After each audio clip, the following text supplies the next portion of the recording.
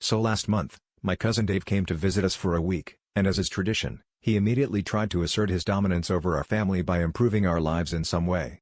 This time, he set his sights on our dog, Barkley, who, to be fair, is about as motivated as a potato on a couch. Dave insisted that Barkley just needed a job, and decided that fetching the mail was his true calling. My parents, ever the optimists, gave Dave their blessing, figuring that at the very least, Barkley might stop stealing socks.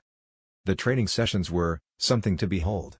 There was a lot of Dave running up and down the driveway, waving envelopes and enthusiastically shouting, "Barkley, fetch."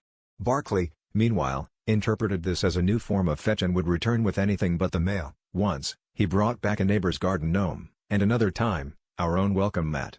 After a week of this, Dave declared a minor victory when Barkley finally trotted back with something that was at least rectangular, my mom's tablet, which he had apparently swiped through the doggy door. But then, the mail started arriving differently. Instead of the usual pile in the mailbox, we found envelopes scattered around the yard, each one addressed in increasingly creative ways. The first was to current resident, then the canine courier, and later, his royal floofiness.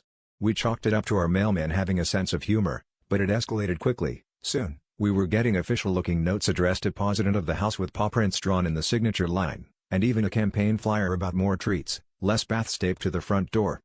It all came to a head when a package arrived, addressed to Barkley, Esquire, containing a squeaky gavel and a tiny robe. At that point, my dad just sighed and said, "Well, at least now we know who's been ruling the roost."